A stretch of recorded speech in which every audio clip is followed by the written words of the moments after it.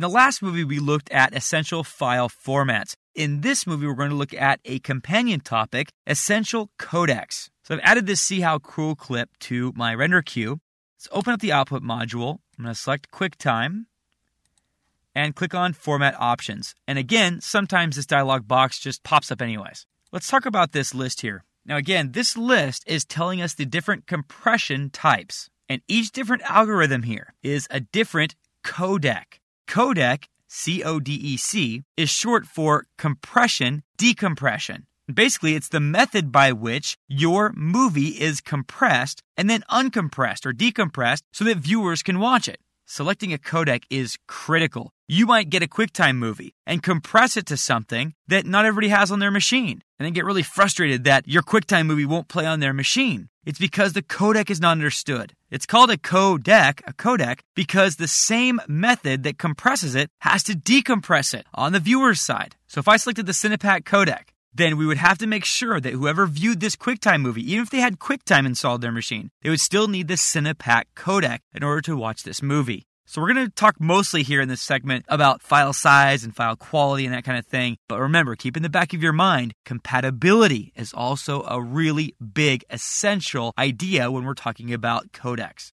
Now, the flavor of the week at the time of this recording is MPEG-4 video. Now, MPEG-4 video has the ability to squash videos down to a very small file size and still maintain really good file quality. There are also different variants of MPEG-4 compression found in the Sorensen Video 3 codec and the really popular H.264. The H.264 codec is now supported natively in Blu-ray players. Again, even if you don't deal in DVDs at all, this can still help you out. DVDs have historically only accepted MPEG-2 video. When Blu-ray players first came out, they also only accepted MPEG-2 video. Very soon after that, there was a new generation of Blu-ray players that understood H.264 video. H.264 has the power to fit twice as much video on a Blu-ray disc as if you were outputting and compressing it as an MPEG-2 file at the same quality. So basically, you get twice the video at the same quality with H.264 over the already powerful MPEG-2.